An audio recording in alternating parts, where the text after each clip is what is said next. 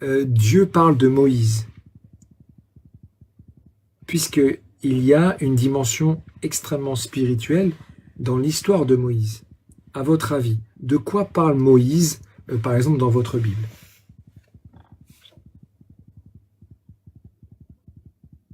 Non, non, mais d'accord, ok. Vous avez dans le Coran certains personnages qui sont les mêmes dans la Bible, comme par exemple Gog et Magog, comme Moïse. Mais je veux dire, chez nous c'est l'Ancien Testament. Donc Isabelle, reine phénicienne, etc. C'est toutes des histoires. Je veux dire, je vois pas à quel moment on va se reprendre l'Ancien Testament à dire avec l'Ancien Testament nous avons une religion. Et c'est la question que je vous pose, vous ne répondez pas. Prouvez-moi que l'islam est une religion d'amour, de paix. Prouvez-moi avec des mots. C'est ça que je vous simple. Ben, c'est pour ça que je suis en train de vous expliquer dans votre dogme quelle est la notion de Moïse. Est-ce que vous croyez en Moïse? Ou est-ce que c'est une histoire qui est caduque, qui est passée et basta? Alors, moi, j'étais pas là à l'époque de Moïse. Moi, je pense que Moïse, ça vient de l'Ancien Testament. Et donc, D'accord. ce qui nous intéresse chez nous, les catholiques, c'est le Nouveau Testament. L'Ancien Testament, ce sont des choses qui n'ont rien à voir avec le catholicisme en réalité. Ça fait partie de la Bible, c'est vrai, ça, le premier annonce le deuxième, tout ce qu'on veut, mais ce n'est pas comparable. C'est absolument pas comparable, l'Ancien et le Nouveau. Le Nouveau Testament parle de la vie de Jésus, de ses apôtres, etc. Donc, nous, les catholiques, ce qui nous intéresse, c'est Jésus. Donc, c'est pas D'accord. l'Ancien Testament, mais le Et, Nouveau. et l'écriture, comment dire, des différentes Bibles, elles ont été faites à quelle période? Alors, il y a des différentes Bibles, il y a des déformations de la Bible. Par exemple, il y a le protestantisme de Martin Luther. Ça, c'est encore autre chose. C'est lui quelqu'un qui a créé sa propre église, qui a été excommunié du pape, parce qu'il a créé sa propre église. C'était un moine allemand qui s'est retourné contre le catholicisme. Ça, c'est encore autre chose. Sinon, il y a une Bible, et notre Bible à nous, c'est le Nouveau Testament. C'est pas l'Ancien, quoi. Mais moi, j'aimerais dans ma question, parce que vous parlez, donc, si vous voulez, chez nous les catholiques, ben, on n'est pas une religion du livre. Nous, on est une religion du missionnaire. Par exemple, il y a beaucoup de choses. Quel est le plus grand réseau sanitaire éducatif au monde, par exemple? Ben, ce sont les catholiques. Les catholiques détiennent le réseau sanitaire éducatif privé le plus important au monde, avec des milliers de dispensaires, plus de 5500 écoles éparpillées dans des lieux difficiles. Évidemment que son importance est capitale dans notre société contemporaine. Et c'est ça que je vous pose comme question. Parce À que quel moment quand l'islam peut rivaliser avec ça? C'est ça que je voulais juste savoir. l'islam, comment dire, n'a pas besoin de rivaliser avec le christianisme. Il n'a pas Non, mais besoin. en réalité, vous comprenez ce que je veux dire, que prouvez-moi Parce que que, l'islam est une religion. Prouvez-moi que l'islam est une religion que je peux respecter, quoi. bah, quand j'explique, je voulais vous aller sur Moïse, l'histoire de Moïse. L'histoire de Moussa, alayhi salam, elle est extrêmement importante. Pourquoi? Parce qu'elle est en train de nous expliquer exactement, chirurgicalement, ce qu'on est en train de vivre aujourd'hui en 2025. Je vous rappelle que le Coran, il parle de l'âme. Le Coran, il parle de la dimension spirituelle du Créateur. Et il montre exactement comment les textes ont modifié et manipulé certains écrits pour pouvoir transformer. Et le Coran, il est venu tout simplement rectifier les erreurs, sceller la révélation qui a été donnée à Abraham. Aujourd'hui, on le sait bien que quasiment 80% des chrétiens suivent Paul de Tarse. D'accord? On sait que Paul de Tarse a quand même a quand même changé beaucoup de choses.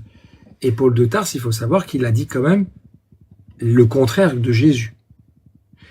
Paul de Tarse a fait des prophéties qui ne se sont jamais révélées.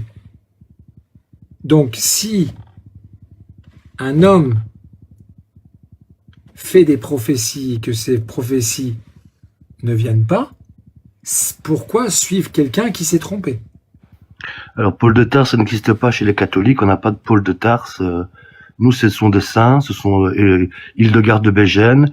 Je sais pas, moi, il y a tous des grands personnages qui ont pour, par exemple, encore aujourd'hui, mais comme hier, même avant la réforme laïque au XXe siècle, les catholiques ont toujours fait des choses incroyables. Vous ne pouvez pas dire, par exemple, que les catholiques, comparé aux musulmans, c'est incomparable ce que vous avez fait dans l'humanité. pour faire évoluer l'humanité. C'est ça que je comprends pas. C'est vrai que les chrétiens au niveau colonisation, c'est quand même plutôt pas mal. Les Indiens d'Amérique, toute l'Afrique, parce que je rappelle qu'en 1884, ceux qui ont découpé l'Afrique comme un petit gâteau ne sont pas les musulmans. Vous rappelez ça, mais vous vous trompez. Non, c'est pas les chrétiens du tout. Non, c'est pas les chrétiens du tout. Ah si, parce qu'ils ont intégré alors, là, quand je commence à parler... Là, comme je commence à... Alors, s'il vous plaît, si vous... Comme un athée ou comme un laïc. Vous parlez comme un athée ou comme un laïc, monsieur, désolé. Non, voilà. Tiens, ce sont ceux qui ont suivi le Christ, monsieur. Donc vous racontez des bêtises. Non, donc ceux qui ont suivi le Christ, ceux qui ont trahi la parole du Christ, ce sont ceux qui ont tué. Au nom du Christ, on est d'accord. Mais il faut pas confondre. Suivre le Christ, c'est Matthieu 5, 44. Aimez vos ennemis, priez pour ceux qui vous persécutent. Vous n'avez pas ça dans l'islam. Alors, le prophète Mohammed sallallahu alayhi wa sallam, au XIIe siècle, vous avez massacré les Zoroastriens, hein. Vous les avez massacrés. Là, vous commencez à danser, vous commencez à être énervé, et il faut savoir une chose, monsieur, je vous demande juste de vous calmer, que quelqu'un qui a tort, quelqu'un qui est, quelqu'un qui a tort, c'est quelqu'un qui est automatiquement dans le mensonge. Pourquoi? Parce que en islam, on dit que la vérité, elle vient du cœur. Quand quelqu'un commence à insulter et à s'énerver, automatiquement, on sait que la personne, elle n'est pas dans la vérité. Et aujourd'hui, on voit bien... Pas de vérité dans l'islam. C'est une religion... Non, mais est-ce que vous pouvez me laisser parler 30 secondes? Est-ce que vous pouvez me laisser parler 30 secondes, puisque on sait que quand on parle de l'âme en islam, on va vous faire descendre. En islam, l'islam parle de la corruption de l'âme, du cœur malade. Quelqu'un qui a le cœur malade, en islam, on l'explique extrêmement bien, c'est quelqu'un qui va parler très vite, qui est énervé, qui a de la haine à l'intérieur de lui-même. Parce que si vous détenez la vérité et que vous devez prêcher la vérité, pourquoi avez-vous ce comportement de haine alors que normalement vous détenez la vérité? Si vous détenez la vérité en Jésus-Christ, normalement vous devrez être apaisé, vous devrez être calme. Quand vous nous faites le rappel, vous devez automatiquement avoir ce comportement-là. Je vous ai demandé, on peut avoir une discussion tranquillement ensemble, d'accord? Mais si vous êtes toujours en train de vous énerver, de bégayer et d'insulter, je suis désolé de vous le dire, mais vous n'êtes en aucun cas, un croyant. Un croyant n'a pas ça. Vous ne répondez pas à la question, monsieur Lagarde de l'Aube. Je vous ai demandé de vous muter, vous vous démutez et vous parlez. Et on voit bien que quand on commence à s'énerver et qu'on commence à avoir un rythme cardiaque qui commence à changer, que je vous ai parlé de Paul de Tarse, tout de suite, vous avez vu, mes frères et sœurs, en direct, on a parlé de Paul de Tarse qui a modifié tous les textes, et bien cette personne-là n'a pas voulu écouter, elle a commencé à couper le micro, à essayer d'insulter et autres. Pourquoi? Parce qu'on le sait que Paul de Tarse a modifié les textes, et on va en parler. Tapoter la famille, parce qu'il risque tout simplement de modifier. Bonjour, bonsoir, monsieur Islamocide. Oui, je voudrais savoir, Paul de Tarse a modifié les textes par rapport à quel texte? Bonjour. Bonjour déjà, monsieur Islamocide. Je vous ai salué, bonjour, j'étais de prévu à vous dire. D'accord, eh bien, bienvenue. Avant, est-ce que vous êtes croyant, monsieur? Non, je ne suis pas un croyant, je suis un apostat de l'islam. Ah d'accord. Alors ne répondez en aucun cas dans le chat. Vous êtes resté combien de temps en islam? Bon, ce n'est pas le sujet. Je voudrais poser la question à savoir. Ma question c'est seulement. Je voudrais savoir. Je vais vous répondre, monsieur. Je voudrais juste tester votre niveau. L'islam c'est le passé, ce n'est pas le présent. Ce que je voudrais savoir, je veux apprendre de vous quelque chose. Attends. Je voudrais juste vous poser une question, monsieur, pour juger votre niveau. Et ne répondez en aucun cas dans les commentaires. Quel est le prophète le plus cité dans le Coran? S'il vous plaît. Je suis un Africain, moi je priais, les 5 prières, je faisais le Ramadan, Et puis, et voilà, je faisais la zakat. Quel est le prophète? C'est la question que je vous pose, monsieur. Je suis monté pour vous poser une question. Oui, je vais vous répondre avec grand plaisir. Avant, j'aimerais jauger votre niveau. C'est comme quand on va jouer. J'étais musulman comme la plupart des 90% d'Africains qui sont dans l'islam, qui prient et qui ne connaissent rien dans l'islam. D'accord. Oui, bah, c'est pour ça que vous n'êtes pas musulman. D'accord. La question que j'aimerais vous poser, c'est... 90% d'Africains ne sont pas musulmans. Alors, non, les chiffres que vous donnez, est-ce que vous pouvez me le prouver, vos chiffres? 90% d'Africains prient, ils lisent, ils ne comprennent pas le Coran, ils ne savent pas ce qu'ils disent. Alors, quelles sont vos preuves? Quelles sont vos preuves? J'en étais une. Alors, quelles sont vos preuves? Est-ce que vous pouvez nous afficher vos preuves? Je prends l'exemple de moi et tout mon entourage priait comme moi et... Alors, la question que j'aimerais, monsieur, c'est quelle est, donc, comme vous priez, donc vous avez lu le Coran, d'accord? Je veux vous poser une question sur l'islam. Je peux la poser? Monsieur, est-ce que déjà les gens sont très énervés ce soir. Monsieur, je voudrais vous venez sur mon panel. Quand on vient sur un panel de quelqu'un, on a le respect. Non, je vais vous répondre. La question que j'ai la question que j'aimerais vous poser, quel est le prophète le plus cité dans le Coran? Je ne connais pas. C'est juste pour vous. Je ne connais pas. Je peux vous la poser ma question? Alors, j'ai pas compris. En fait, le plus cité dans le Coran, je ne le connais pas. Maintenant que j'ai répondu à votre question. Alors, une autre question. Parce que la question que je vous ai posée, monsieur, c'est une question qu'on donne au maternel en islam. Moi, je ne connais pas le maternel. Une petite question? Je peux... Vas-y, SB. Vu que tu faisais la prière, tu peux nous dire, il y a combien de raq'at dans Salat l'Odu? Je ne me rappelle pas, ça fait 20 ans que j'ai laissé l'islam. Je voudrais vous poser une question. Je peux la poser? En fait, alors, excuse-moi. En fait, tu n'as jamais été musulman. Tu n'as jamais, écoute, tu n'as jamais été musulman. Une question? Non mais attends, excuse-moi. Nous, chez le frère Larche là, lui, il est très méthodologique. Ok, c'est-à-dire que lui, quand il va parler avec toi, il veut savoir déjà qui tu es, quelle est ta croyance, etc. Comme ça, on puisse avancer ensemble. Ok. Vous avez des questions? Non, parce que attends, excuse-moi, allô. Oui. Parce que déjà, juste ton pseudo, c'est une attaque, tu vois. Ben, tout ça là, c'est pourquoi? C'est pour éviter la question? Non. Mais pas du tout. C'est juste, monsieur Islamocide. Je peux poser la Monsieur Islamocide.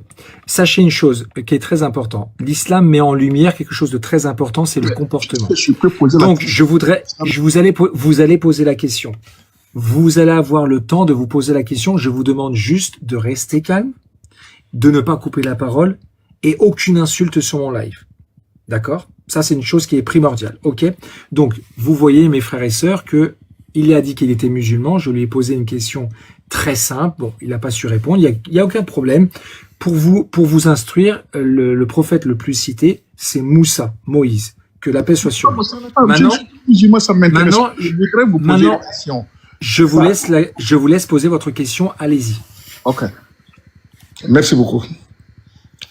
Je vous ai entendu dire que l'islam, c'est la paix, c'est la rectification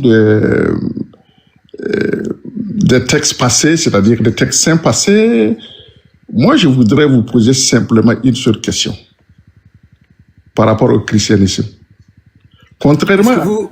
Vous êtes chrétien, monsieur? Je ne suis pas chrétien. La question est intellectuelle, c'est tout. D'accord. Ah, d'accord. OK. Et du coup, vous êtes quoi, vous, monsieur? Je suis un athée, je suis un adepte de Jacques le Fou. Ah, d'accord. Ah, Jacques le Fou. Oui. Effectivement. Vous savez que je suis son adepte. Voilà. Vous êtes son adepte, quoi. Voilà. Et avant Jacques le Fou, vous étiez adepte de qui? J'étais adepte d'Allah, et puis voilà, et puis j'ai laissé là, et puis voilà, maintenant je suis adepte de Jacques. C'est faux. Alors, avant de commencer et de vous répondre, monsieur, je vais vous donner juste un petit verset du Coran. Je ne suis pas, le verset coranique ne m'intéresse pas. Je vous ai dit que je suis un adepte de Jacques le Fou. Mais c'est pour ça que le verset coranique et biblique et patati ne nous intéresse pas. Oui, bien sûr, mais comment dire, je vais vous donner un verset du Coran, d'accord, quand même. Est-ce que vous me comprenez? Les versets ne nous intéressent pas. Oui, j'ai bien compris que vous été, il n'y a pas de problème, que il y a une maladie du cœur, il y a une maladie de l'âme, il n'y a aucun problème, on a compris. Dans la sourate numéro Al-Nisa, dans la sourate 4, au verset 145, il est dit A'udhu billahi minash shaitanir rajim, bismillahir rahmanir rahim. Les hypocrites seront certes au plus bas fond du feu de l'enfer, et tu ne leur trouveras jamais de secoureur. La sourate 40, au verset 46, il dit le feu auquel ils seront exposés matin et soir, et le jour où l'heure arrivera, il sera dit faites entrer les gens de Pharaon dans la partie au plus fort du châtiment. Ce qui est très intéressant, c'est que en islam, on met en lumière le comportement, tout simplement, des gens et la corruption de l'âme. D'accord? Dans le Coran, est-ce que vous le savez que le Coran parle de l'âme? Il parle des gens qui, ou les traits de caractère, malheureusement, de Jacques le Fou, par exemple. Je vous rappelle quand même que Jacques le Fou, c'est lui qui le dit, hein, il s'est fait ridiculiser par sa maîtresse quand il était petit, parce qu'il martyrisait un petit peu ses camarades. Parler de Jacques le Fou, je vous ai dit seulement. Vous avez dit que vous étiez un adepte. Je vais vous donner quelques infos. C'est Jacques le Fou, oui. Assumez. Oui, bien sûr. Écoute les paroles de ton maître. Écoute ton maître, la biographie de ton maître. La biographie, voilà. Vous avez la biographie écrite, vous avez des preuves? Oui, bien sûr. Je vais même vous donner, des vidéos. Les preuves de ces allégations. Les preuves, je vais vous les donner, monsieur. Ce qui est très intéressant, c'est que, mes frères et sœurs, regardez, vous avez vu que depuis plusieurs jours et semaines, on fait un travail magnifique avec les frères en islam sur le comportement et sur la corruption de l'âme. Et vous commencez à savoir que quand il y a une âme qui est corrompue, elle a une façon de faire. D'accord? Et une âme qui est corrompue va avoir un rythme cardiaque élevé, va être très énervée, va être en colère et va essayer d'insulter. Ce qui est très intéressant, c'est que face à la vérité, une âme corrompue ne pourra jamais rester dans son axe.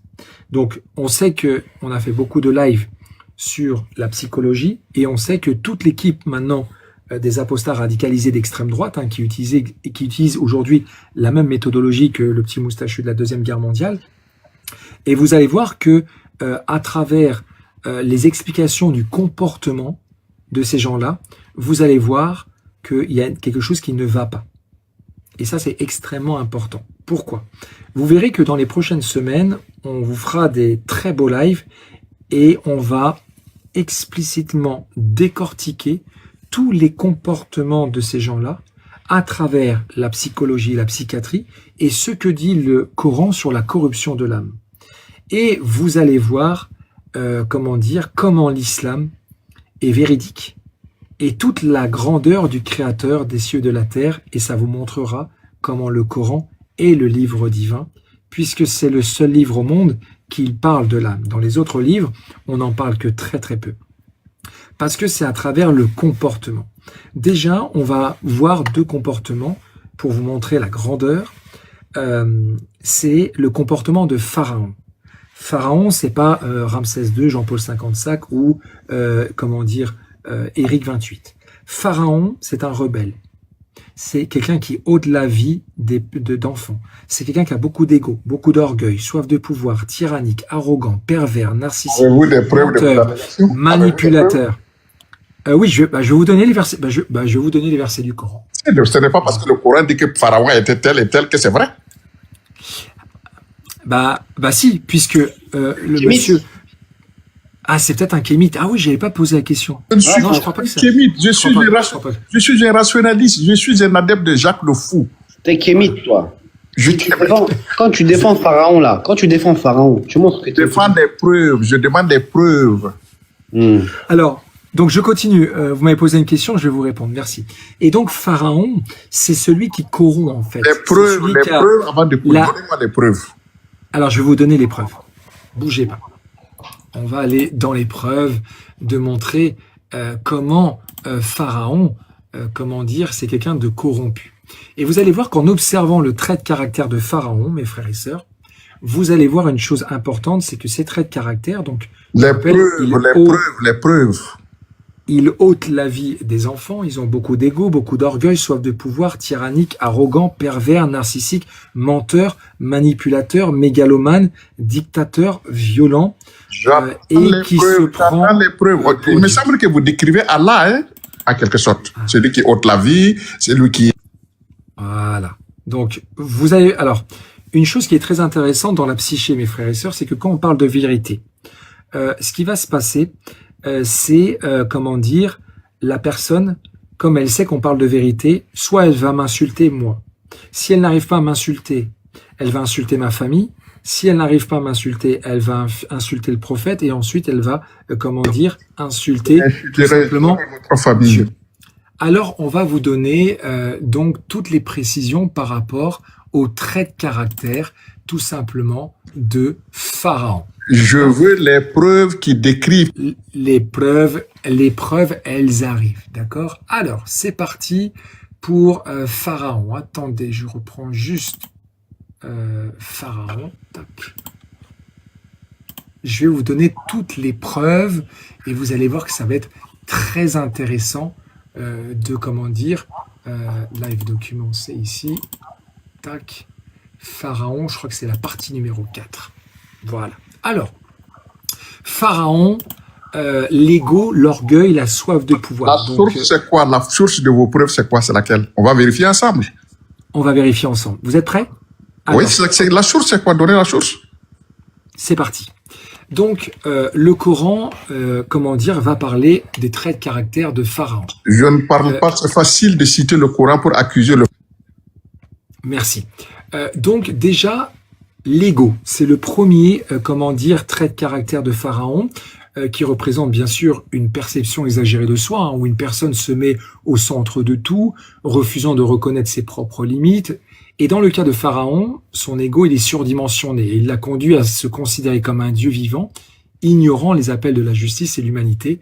Et on l'a dans la sourate 28, au verset 38, où il dit « A'udhu billah minash shaitanir rajim, bismillahir rahmanir rahim » Pharaon dit « Ô notable, je ne connais pas de divinité pour vous autre que moi. » Donc on voit bien que ce verset montre que Pharaon a placé son ego au sommet de son règne en se déclarant divinité pour soumettre son peuple à refuser de reconnaître Allah comme le créateur unique. D'ailleurs, il y a un hadith du prophète Mohammed sallallahu alayhi wa sallam qui dit Allah a dit l'orgueil est mon manteau et la grandeur est mon palais. Quiconque me les dispute, je le jeterai en enfer. Ensuite, le deuxième trait de caractère, il n'est pas resté. On va continuer, mes frères et sœurs. Le deuxième trait de caractère qu'on explique quand quelqu'un a la notion de Pharaon, donc comme cet homme-là, malheureusement, l'homme corrompu, c'est l'orgueil. L'orgueil, c'est une surestimation de soi. Et rappelez-vous le personnage de Jacques le Fou. Accompagné bien sûr du mépris envers autrui, Pharaon, c'est un exemple clair d'orgueil. Pourquoi? Parce qu'il refuse de reconnaître la puissance divine en méprisant Moïse et son message, comme les apostats radicalisés d'extrême droite aujourd'hui qui méprisent les musulmans. Et il y a un exemple qui est clair dans le Coran, dans la sourate 27 au verset 14, A'udhu billah minash shaitanir rajim, bismillahir rahmanir rahim, et ils les nièrent injustement et orgueilleusement, tandis qu'en eux, même ils croyaient avec certitude. Regarde donc ce qui est advenu des corrupteurs. Donc ce verset, il reflète quoi, mes frères et sœurs? Il reflète l'orgueil de Pharaon, de son peuple. Bien qu'il ait reconnu la vérité des signes de Moïse, ils les ont rejetés par arrogance, de peur de perdre leur statut et leur pouvoir. Il y a beaucoup de négateurs, et tu vas être d'accord avec moi, SB, qui, qui ont apostasié et leurs frères et sœurs ou parents sont encore musulmans. On voit bien que ce verset-là, il est pour eux aussi parce qu'ils ont rejeté par arrogance, de peur de perdre leur statut et leur pouvoir. Ça veut dire que tout simplement, quand ils sont payés, qu'il y a un petit billet en plus, bon, voilà, ça va être intéressant. D'ailleurs, le prophète Mohammed sallallahu alayhi wa sallam a dit « L'orgueil consiste à rejeter la vérité et à mépriser les gens. » Vous l'avez dans Muslim au numéro 91. Ensuite, un autre trait de caractère de Pharaon, Donc qui peut représenter, comme cette personne-là qui est venue, c'est le pouvoir. Le pouvoir peut être une bénédiction lorsqu'il est exercé bien sûr avec justice et équité, mais il devient une malédiction s'il est utilisé pour opprimer et dominer, et Pharaon a abusé de son pouvoir pour maintenir son autorité en opprimant les Israélites. Dans la sourate 40 au verset 26, A'udhu billahi minash shaitanir rajim, bismillahir rahmanir rahim. Et Pharaon dit, laissez-moi tuer Moïse, et qui appelle son Seigneur, je crains qu'il ne change votre religion ou qu'il ne fasse apparaître la corruption sur terre. Donc Pharaon, par peur de perdre son pouvoir, justifie ses actes injustes en les présentant comme nécessaires pour préserver l'ordre, et ça montre comment le pouvoir peut corrompre les intentions et conduire à l'oppression. Et les apostats radicalisés d'extrême droite, regardez ce qu'ils font. Ils disent, je crains qu'il ne change, que l'islam vienne dans le monde, régner dans le monde avec la paix de l'islam, et que ça met en lumière leur fausse croyance. Je vous le redonne. Et Pharaon dit, laissez-moi tuer Moïse et qu'il appelle son Seigneur. Je crains qu'il ne change votre religion ou qu'il ne fasse apparaître la corruption sur terre. Eux-mêmes sont corrompus. Eux-mêmes corrompent. Et automatiquement, il y a, ce trait de caractère du pouvoir. Il y a aussi, dans la sourate 31, verset 18, et ne détourne pas ton visage des gens avec arrogance et ne marche pas sur la terre avec orgueil, car Allah n'aime pas le présomptueux et l'arrogant. Ça rappelle que le pouvoir doit être accompagné d'humilité et de responsabilité. Alors, un autre trait caractère de Pharaon, c'est l'autoritarisme. D'accord ? L'autoritarisme, où l'autoritarisme consiste à imposer des lois strictes sans tolérer de moindre opposition aux dissidents, et Pharaon illustre parfaitement ce trait en refusant la liberté religieuse et en punissant brutalement ceux qui croyaient en Allah, et on le voit bien dans la sourate 7 au verset 123-124, croyez-vous en lui avant que je ne vous y autorise, je vais certainement vous crucifier tous. D'accord ? La rigidité. Quelqu'un qui a les traits de caractère, par exemple, d'un pharaon, c'est quelqu'un qui est rigide. La rigidité, c'est, comment je pourrais l'expliquer, le refus de s'adapter ou de changer de comportement, même face à des évidences claires. Hein ? Et Pharaon est décrit comme inflexible, rejetant les signes divins malgré les miracles et les avertissements. Et d'ailleurs, dans la sourate Yunus, au verset 90, sourate 10, il dit A'udhu billahi minash shaitanir rajim, bismillahir rahmanir rahim. Pharaon et son armée les poursuivirent avec acharnement et hostilité. Donc, lorsque Pharaon a vu la mer se diviser, il a persisté dans sa poursuite, son entêtement, et le conduit à sa perte. Les apostats radicalisés d'extrême droite, par exemple, ceux qui sont violents à travers les religions, ils vont persister, mais ils vont, quoi qu'il arrive, tomber dans la perte. Et c'est pour ça qu'il y a beaucoup d'apostats aujourd'hui qui sont en dépression, parce que c'est à force de parler de négativité, de violence et de haine, et ben votre corps continue à se noircir. Même si vous sentez la dopamine de la haine et autres, ben vous n'arriverez jamais, à vous reposer. Je vous en donne encore quelques-uns. Le manque d'empathie, ça c'est aussi un autre trait de caractère d'un pharaon.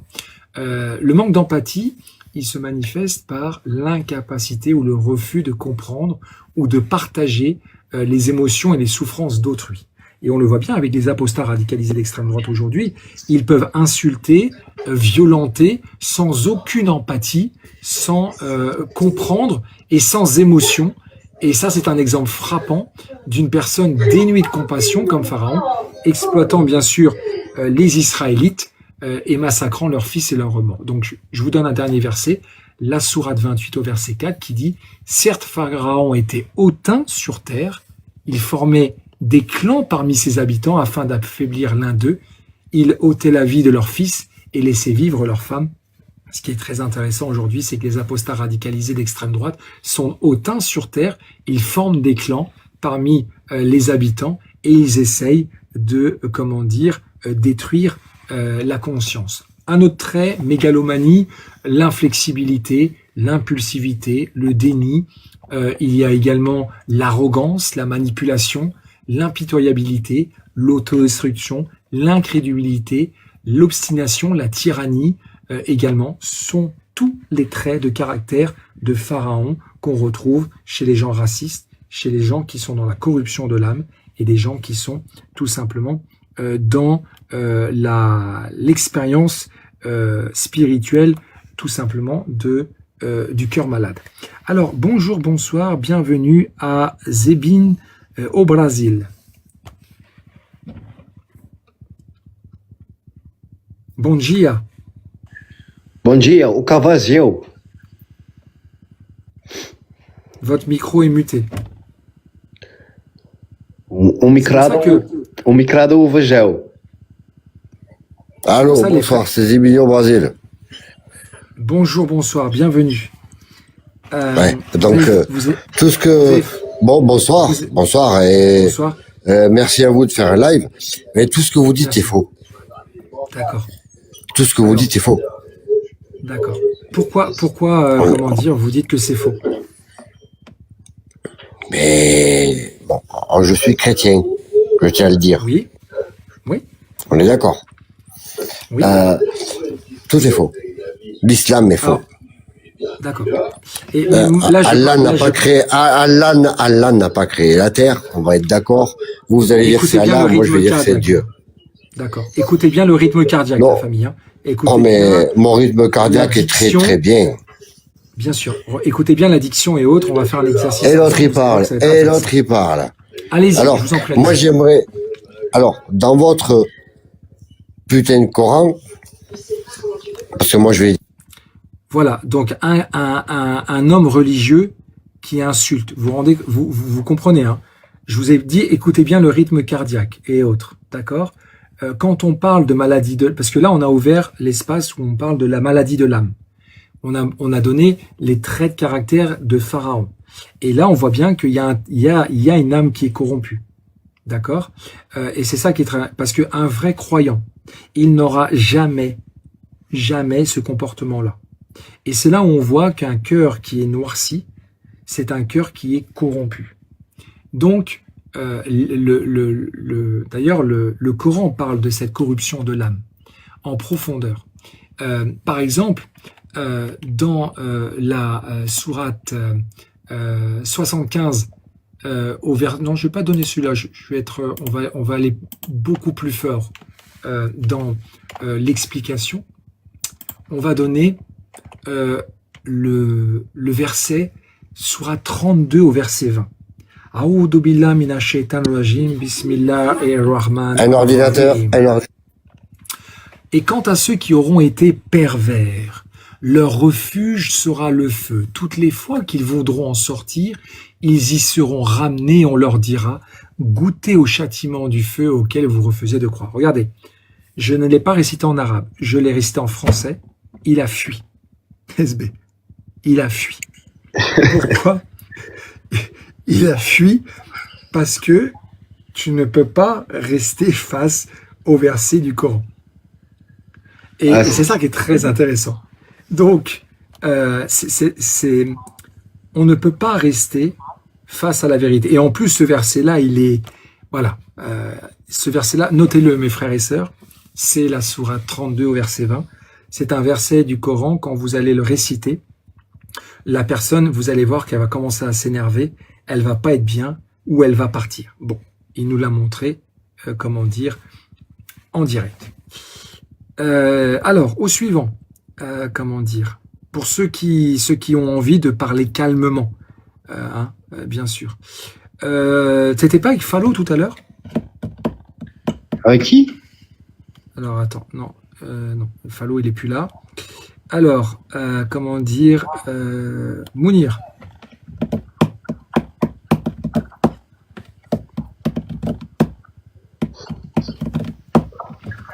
Mounir, bonjour, bonsoir, salam alaikum.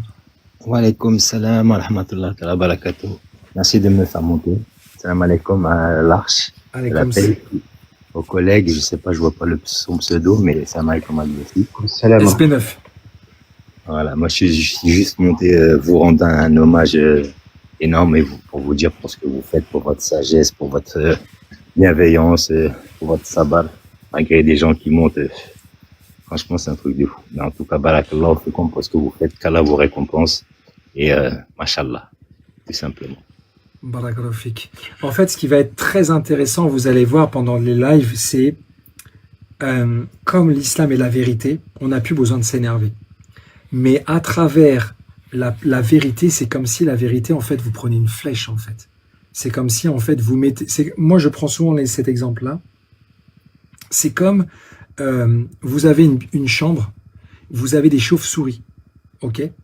Dans le noir, allumez la lumière, elles vont partir dans tous les sens et elles vont se cogner, elles vont essayer de partir. La lumière, elle fait ça. La vérité, elle éclaire toujours. Et vous verrez que le seul moyen pour eux, d'essayer de nous faire taire, c'est de nous insulter. Ils ne pourront plus faire. Et on va décortiquer les comportements. Vous allez voir, c'est magnifique. Continuez de tapoter la famille, s'il vous plaît, et continuez de partager. Bravo à vous. Bah, bon courage, bonne continuation. Puis Merci. Barakallahu fik. Abonnez-vous en tout cas et vous allez voir, on fait des très bons lives.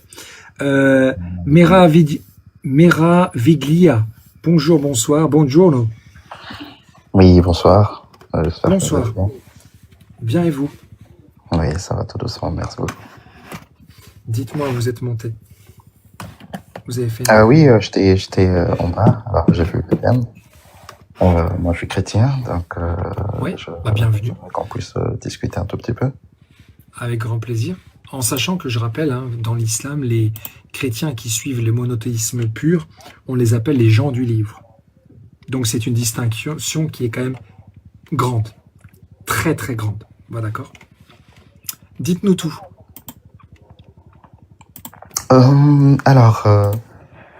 Prouve-moi que l'islam est faux. Déjà, je ne dirais pas que je viens prouver que l'islam est faux. Ce que j'aimerais juste comprendre et ce que je trouve un peu ambigu, c'est surtout au niveau de le commencement. Quand je parle du commencement, donc je parle ici de la révélation. Comment est-ce que la révélation a été transmise au prophète, votre prophète, puisque depuis quelques semaines maintenant, je dirais que je fais mes petites recherches, mes petites lectures. Alors, je trouve qu'il y a un peu beaucoup de contradictions avec, en ce qui concerne surtout la révélation. Comment est-ce qu'elle est apparue? Donc, j'aimerais surtout qu'on puisse parler là-dessus. Avec grand plaisir. Quand on parle de révélation, déjà la question... est-ce que vous avez déjà lu le Coran? J'ai lu quelques de vos versets, parce que je dirais que c'est surtout par curiosité et aussi par, la connaissance n'a pas de prix. Donc, je suis quelqu'un, j'aime bien, je suis un peu curieux, j'aime découvrir un peu qu'est-ce qu'il y a dans l'islam, pourquoi est-ce que les gens disent ceci. En tout cas, ça ne remet en aucun cas le fait que je sois chrétien. Je crois en Jésus-Christ, mon Seigneur et Sauveur, mais sinon... Est-ce que vous prenez aussi l'Ancien Testament? Oui. D'accord, ok. C'est juste pour savoir. En fait,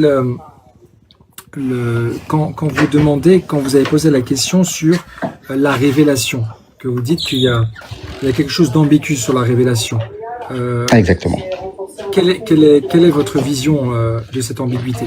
Quel est le verset qui vous a créé cette ambiguïté? Alors, c'est surtout par rapport... j'ai d'abord commencé par lire. Je me suis intéressé aux écrits de... il s'appelle encore comment? de Sahil Bukhari, puisque je passe un peu quelques de mes temps pour lire des histoires et tout ça. Comment est-ce que il parle de la révélation qui est apparue au prophète.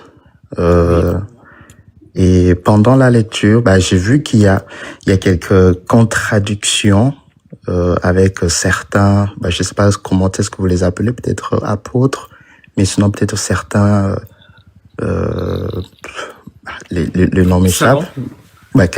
Certains savants, merci beaucoup, certains savants islamiques, surtout sur la manière dont elle a été révélée, puisque en décrivant, lorsqu'on lui a posé la question d'expliquer comment est-ce que la révélation lui est apparue, il a dit que des fois ça venait comme une son de cloche. Je vais un peu essayer de traduire ça comme ça, puisque ouais. Mais ce serait bien que tu nous dises quels savants se contredisent. Alors, donnez-moi juste un instant, je vais... Bien sûr, avec plaisir. Parce que je m'en ordinateur ici.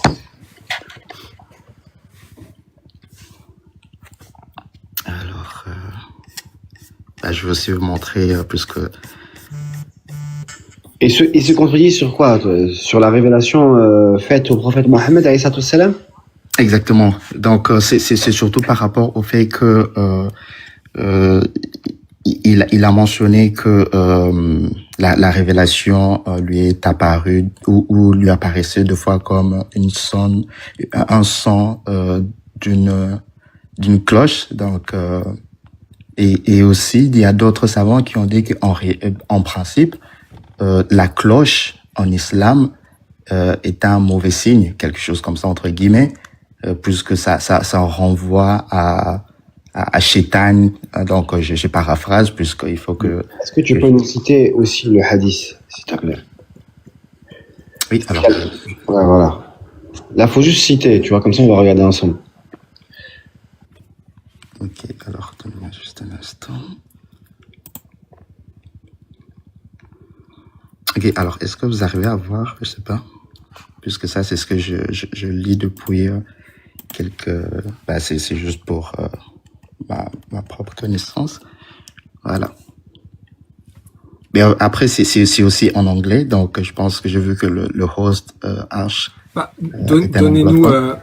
Donnez-nous, comment dire, le numéro du hadith. Alors... Est-ce que c'est Muslim? Est-ce que c'est Sahih al-Bukhari? Ah non, c'est Bukhari. C'est quoi ça? C'est un site? C'est quoi ça? Ça c'est un PDF, c'est le... vous pouvez lire, c'est le tafsir de Sahih Bukhari. Et toi, t'as le tafsir de Sahih Bukhari? Oui. Comme je vous l'ai dit, moi je suis un peu vraiment curieux, donc j'ai un peu voulu connaître, et c'est qui m'a attiré ici, c'était vraiment surtout sur la révélation, parce que c'est avant... Est-ce que vous pouvez me donner le numéro, s'il vous plaît, du hadith? Alors, attends, je pense que j'ai highlight ça quelque part ici. Souvent, il y a des livres qui sont faits, qui sont des interprétations des savants ou autres, et ils mettent pas les numéros des hadiths. Normalement, un hadith, il a une chaîne de transmission et il a un numéro très précis. Que ce soit en chinois, en japonais, en coréen, en français, en turc, en brésilien ou encore en français. Ouais, c'est un tafsir. Je sais pas, est-ce que le tafsir est différent des hadiths? Normalement, le tafsir, vous devez avoir, un vrai qui est traduit à la perfection, vous devez avoir tous les numéros et la chaîne de transmission. Attendez, puisque je sais que pendant ma lecture, il y avait quelques... Normalement, ça doit être en bas, en chaque fond de bas de page ou en haut de page, sur chaque. Ouais, c'est aussi bizarre, puisque dans ces PDF, c'est pas, il y a pas de référence, quoi. Donc c'est quoi, c'est un livre, ça? Comment? C'est un livre sur Internet? Ouais, c'est un livre sur Internet. C'est qui l'auteur? Est-ce que vous pouvez faire un zoom sur www. Comme ça, on va voir. Là, il faut que je puisse retrouver le... Attends, comment je retrouve encore la source? Parce que quand je fais back... Non, c'est pas ça. Parce qu'il y en a... SB, j'hallucine le nombre de falsifications ou le nombre de créés. Tu sais que les Israélites, ils ont fait un Coran. Ils ont fait un Coran et ils ont enlevé des versets dans plein de sourates, c'est abusé. Ouais. Il y a même des applications. Oh là là. Il y a une application aussi, pareil. Alors, est-ce que vous avez le numéro? Parce que si vous n'avez pas le numéro, nous on prend pas parce que ce sont des falsifiés, des faux et des mauvaises interprétations. Ouais, donc c'est... attends, je pense que c'est...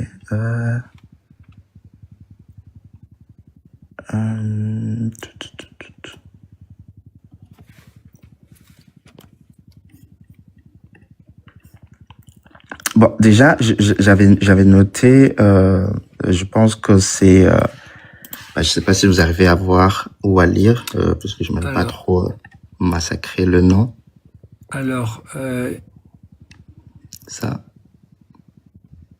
Alors, attendez, je vais noter Riyad. C'est ce livre-là, hein, votre référence. Ouais. Comme ça, on va regarder si ce sont des vrais ou des faux. Attendez, j'ai pas eu le temps. Si vous pouvez en continuer de zoomer. Salut. 1691. Et c'est... Alors, attends. On va voir. Parce que s'il n'y a pas les numéros, nous on ne prend pas. Il y a tellement de falsifications. Ouais, je comprends. Tranquille. Et il faut faire très très attention parce que aujourd'hui, alors, tac. Alors, tac. Mais elle est où la contradiction? Moi, je comprends pas. Non, en fait, c'est ça exactement. Donc, la contradiction, elle est dans ces textes-ci, puisque le prophète, dans sa narration, il disait que non, voilà, donc la révélation lui est apparue, et deux fois, c'était comme un son d'une cloche. Et alors la contradiction, c'est basé quelque part ici. Donc tu vois. En fait, toi, tu es en train de dire que le hadith, justement, là, je le vois devant moi. Attends, je crois que il n'y a pas le numéro. C'est quoi? C'est la clochette est l'un des instruments du diable, c'est ça? Exactement, c'est ça. Voilà. Donc, alors juste, parfois, il y avait cette partie-là, donc la cloche était l'un d'instruments du diable. Attends, mon ami. Oui, vas-y. Okay. Donc, parfois, la révélation vient à moi comme le tintement d'une cloche. Okay. C'est la forme la plus dure sur moi. Maintenant, toi, tu es en train de citer un autre hadith où on te dit que la cloche, justement, c'est un instrument du diable. Mais là. Non, c'est pas moi. C'est pas moi qui l'ai dit. Donc, moi, toi, tu dis qu'il y a une contradiction. C'est pas Bukhari qui dit qu'il y a une contradiction. Mais c'est dans ces textes, donc dans les tafsirs de Bukhari. Mais c'est toi qui vois une contradiction. C'est la lecture. Donc, il faut que tu lises pour que tu... Excuse-moi, sois concentré, s'il te plaît. Là, est-ce que c'est Bukhari qui dit qu'il y a une contradiction ou est-ce que c'est toi qui dis qu'il y a une contradiction? Non, c'est Bukhari qui dit qu'il y a une contradiction, c'est pas moi. Ah ouais, tu peux me dire c'est marqué. Bukhari, il dit qu'il y a une contradiction. Ben oui, c'est ça, en fait. Donc, attends, je vais... T'es en train de nous dire que le Bukhari, dans un hadith sahih, lui-même, il dit qu'il y a une contradiction dans l'islam. Non, c'est dans le tafsir. Donc voilà pourquoi j'ai posé la question. Est-ce que le tafsir et le hadith sont différents? On m'avait dit. Excuse-moi, déjà, regarde. Tu fais un lien entre ce hadith avec le hadith où la cloche, c'est un instrument du diable. Parce que là, dans ce hadith-là, on te dit quoi? On te dit la révélation vient à moi comme le tintement d'une cloche. Oui. Donc ça n'a rien à voir, il n'y a pas de contradiction. Tu sais, c'est comme si je te disais, sa voix ressemble au tonnerre. Personne ne va penser que cette personne-là, c'est un nuage qui fait de l'orage. Donc, je vois pas quel est le lien que tu es en train de faire, en fait. Non, je m'expliquais. Donc, Et ce n'est attends, pas... Cheikh Ibn Taymiyyah, rahimallah, il dit le son du wahi n'est pas celui d'un instrument. Il est cité comme comparaison pour indiquer sa force et non sa nature réelle. Il n'y a aucune contradiction avec l'interdiction des cloches utilisées par les hommes. Et Exactement, parce que Ibn Hajar, il ajoute, c'est un son divin, non un son d'objet. donc c'est pas la même chose. Donc c'est pas la même chose, monsieur, vous vous êtes trompé. Non, c'est que vous dites, je suis Moi, je suis totalement d'accord avec toi, mais ce que moi j'essaie de faire comprendre, c'est que ce n'est pas moi qui ai Non, mais soulevé. Bukhari ne le dit pas non plus. C'est impossible. Je suis sur le Tasfir. Il ne dit pas du tout ce que vous dites. Je l'ai en français. Et il ne dit pas du tout ça.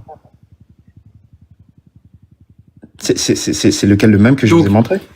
Exactement. Il ne dit pas du tout ça. D'accord?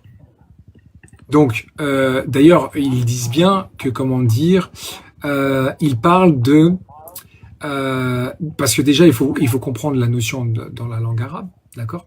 Les savants expliquent que le prophète visait les clochettes fixées autour du cou des animaux, chats ou montures, ou portées par des voyageurs, et non nécessairement toute forme de clochette. Lorsque ces clochettes sonnent, elles peuvent distraire, amuser ou détourner de l'objectif initial.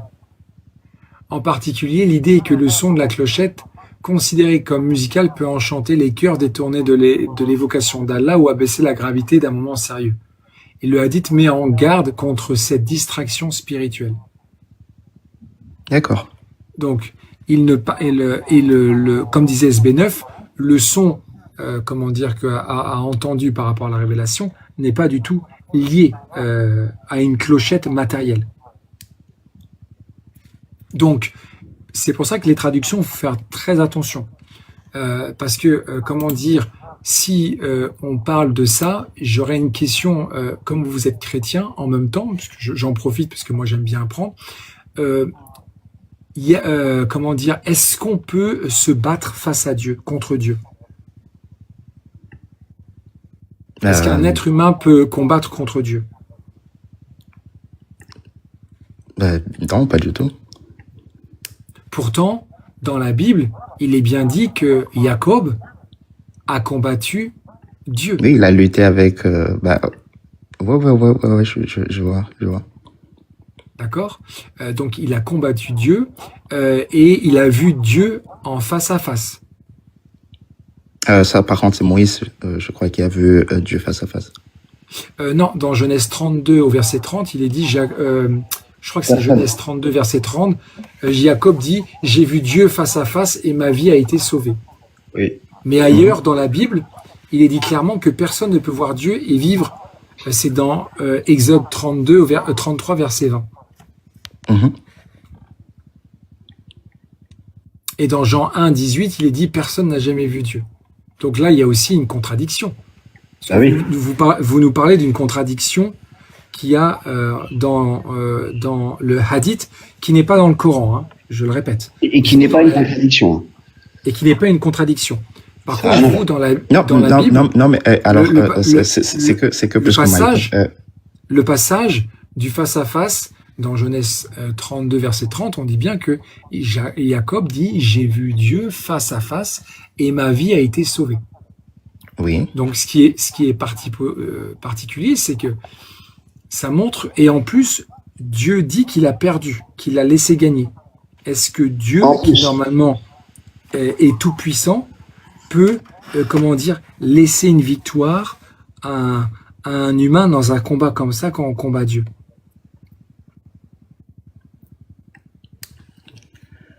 Alors là, c'est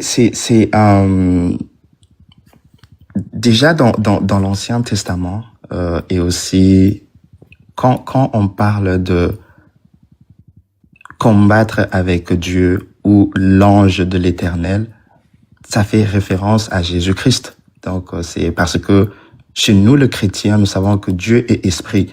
Et toutes les fois où les prophètes ont vu un homme apparaître devant eux, tout comme Abraham, puisqu'on parle que Abraham a vu Dieu Donc, la personne qu'ils ont vue, c'était la représentation du Christ. Ce n'était pas Dieu lui-même, parce que Dieu est esprit, on ne le voit pas. Parce que on est d'accord que normalement, dans le christianisme, vous suivez les 10 commandements. Oui. D'accord. Ce qui est particulier, c'est que une autre ambiguïté, c'est que quel est le premier commandement? Alors, le premier commandement, c'est quoi déjà? Je pense que c'est... j'ai oublié l'ordre chronologique, mais je pense que ça doit... Comment? C'est le plus important.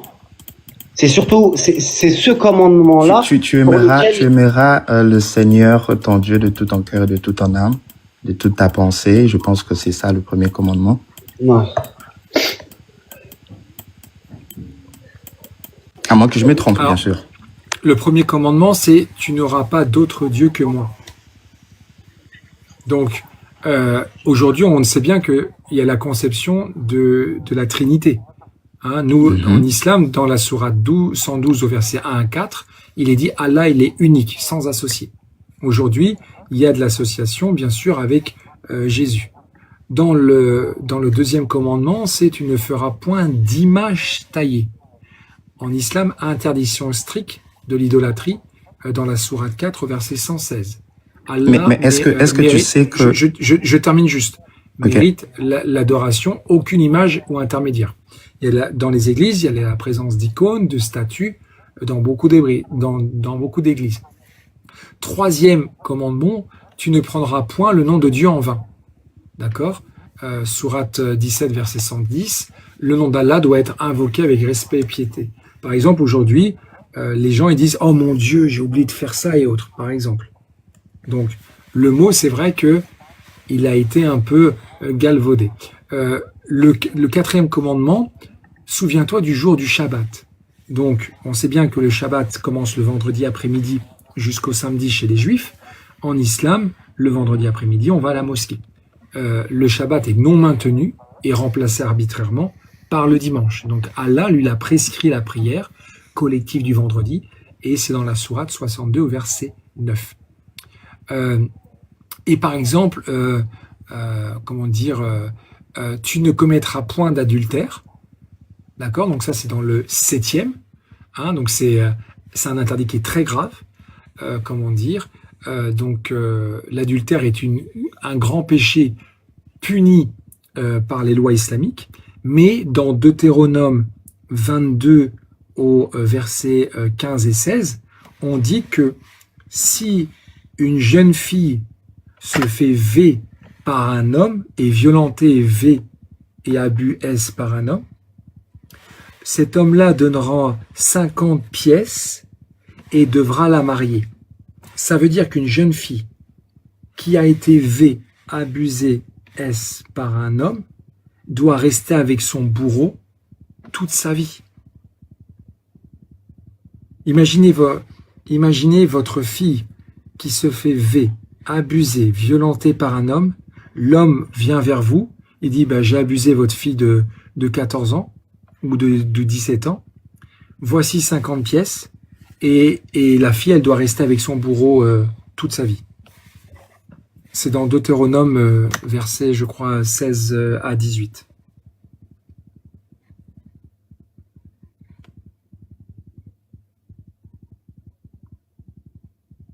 Et là, je parle pas du Talmud encore ou autre. Donc là, on voit que, voilà, parce que vous êtes parti. En plus, on a de la chance d'avoir SB9 qui connaît quand même pas mal, beaucoup de choses, beaucoup plus que moi dans la Bible, notamment et dans la Torah.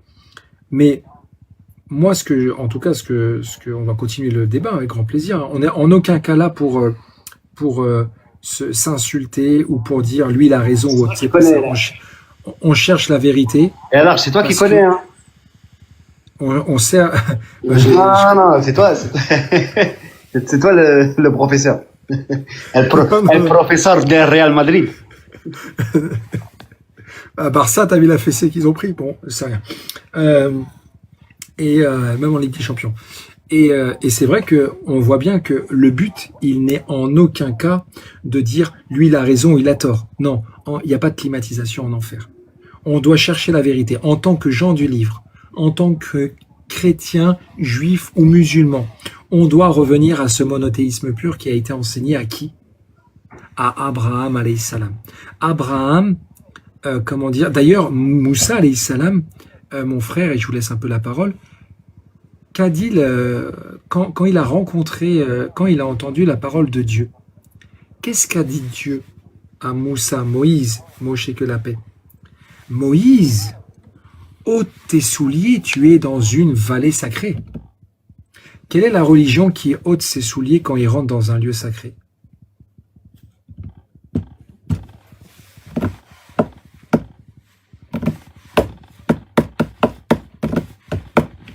C'est bien sûr l'islam. C'est une question? Oui. Puisque Bah oui, aujourd'hui, c'est bien l'islam, mais est-ce que je pourrais poser une question toujours sur...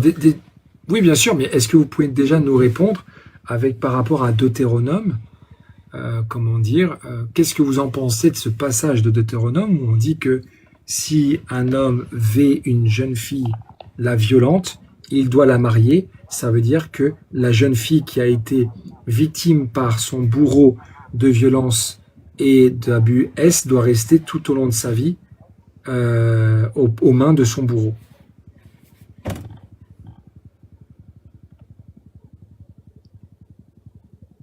Bah, en tout cas, je sais pas quoi dire.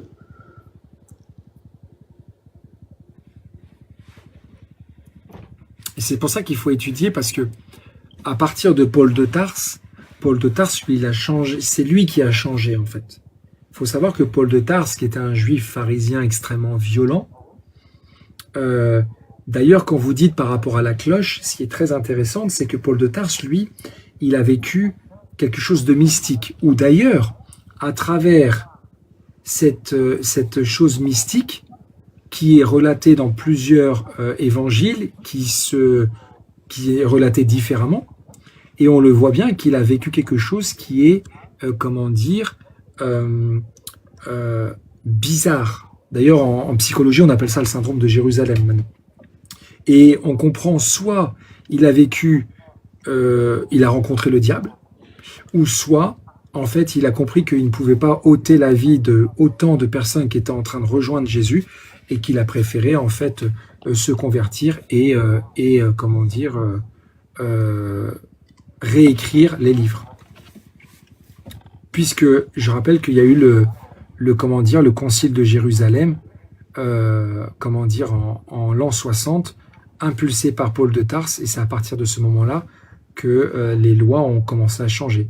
La circoncision, le porc par exemple. Et surtout, c'est que, et je me tais après, il fait aussi des fausses prophéties, Paul de Tarse. Ça veut dire que si Paul de Tarse a fait plusieurs fausses prophéties, pourquoi suivre les fausses prophéties et continuer de le suivre finalement?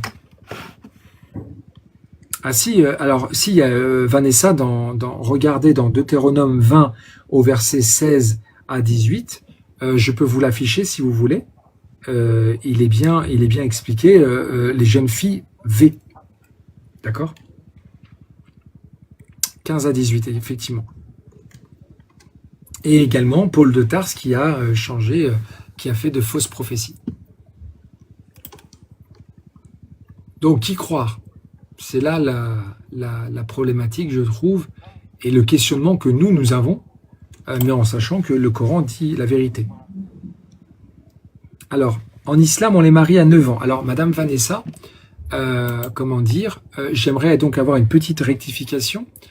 Quand vous parlez de l'âge, donc nous, on dit, il y a consensus, on ne sait pas si c'est 8 ou 9 ans ou 19 ans.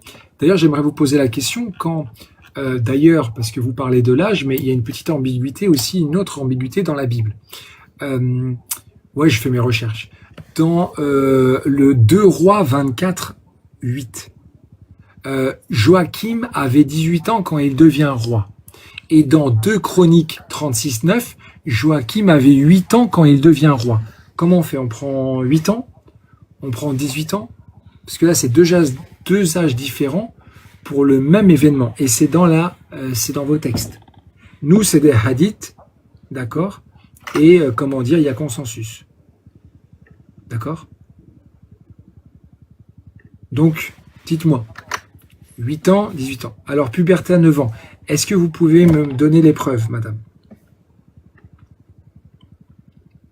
Donc, en tout cas, comment dire, Meravidia, vous êtes donc déjà, votre hadith, il est réfuté très rapidement, mais surtout, si vous voulez apprendre l'islam et le Coran, au niveau de la sincérité, si déjà vous attaquez déjà sur des choses comme ça, alors que vous n'avez pas lu le Coran et que le Coran parle de l'âme, par exemple, notamment, comment la purification de son âme, je vous conseille de regarder Deutéronome 22. Il y en a encore plein. Hein. SB9, tu en as encore quelques-uns à nous passer ou pas? Concernant quoi? Je sais pas, les ambiguïtés qu'il peut y avoir ou les choses qui peuvent être... juste Paul de farce. Ouais. Avec sa soi-disant rencontre avec Jésus, justement, quand il s'en alla sur la route de Damas. Parce que lui, Paul de Tarse, il faut rappeler qu'il était connu justement pour persécuter les chrétiens. Lui, il killait les chrétiens.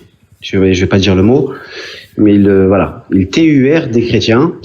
Et il s'en allait à Damas justement pour kill des chrétiens. Et là, il a une vision, c'est Jésus. Le problème, c'est que dans les 4 versets où il rapporte justement cette scène-là, en fait, il se contredit. C'est-à-dire qu'on a plusieurs versions. On a une version où il était avec des témoins. Ces témoins, ils ont entendu, mais ils n'ont pas vu. Dans une autre version, il te dit, ils n'ont pas entendu, mais ils ont vu. Une fois, il te dit, il est tombé par terre. Une fois, il te dit, non, il est resté debout. Et là, c'est à partir de ce moment-là qu'il s'est proclamé apôtre. Il faut rappeler que cette personne n'a jamais connu Jésus. Il n'a jamais vécu à son époque. Et on le voit, il a écrit, je crois, 27 livres. T'imagines, Larche, que ce mec-là n'a pas rencontré Jésus, n'a pas vécu avec Jésus, n'a pas mangé avec Jésus, il a rien fait avec Jésus, ni ses apôtres. Enfin, parce que même ses apôtres, en fait, ils ont pas écrit autant de livres que lui. C'est pas une dinguerie, ça? Que un mec qui vient bien après, il écrit plus de livres que les apôtres même qui étaient avec Jésus.